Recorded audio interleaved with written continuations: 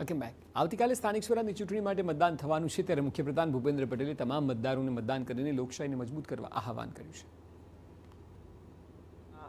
જાગૃત નાગરિક ભાઈઓ બહેનો સૌને મારા નમસ્કાર। આજે સૌને એક નમ્ર વિનંતી સાથે મહત્વપૂર્ણ સંદેશ આપવા હું ઉપસ્થિત થયો છું। આપણે સૌ જાણીએ છીએ કે તારીખ 26 એપ્રિલે રાજ્યમાં સ્થાનિક સ્વરાજ્યની સંસ્થાઓની ચૂંટણી યોજાઈ રહી છે। આ માત્ર એક ચૂંટણી નથી, પરંતુ આપણા લોકતંત્રનો પવિત્ર ઉત્સવ છે। લોકશાહી પરંપરાના મતદાન એ અધિકાર સાથે નાગરિક તરીકેનું કર્તવ્ય પણ છે। તમારા એક મત તમારા શહેર, જિલ્લા અને તાલુકા તથા ગામ અને સમગ્ર સમાજના વિકાસને વધુ ગતિ આપશે। એ માટે દરેક મત અમૂલ્ય છે।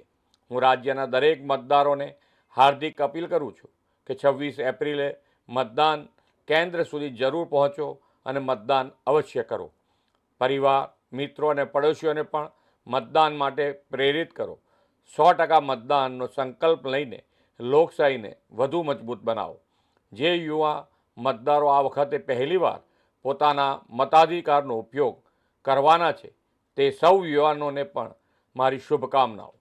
સૌ સાથે મળીને જનભાગીદારીથી વિકસિત ભારતથી વિકસિત ગુજરાતના નિર્માણ માટે આપણા પવિત્ર મતાધિકારનો અવશ્ય ઉપયોગ કરીએ।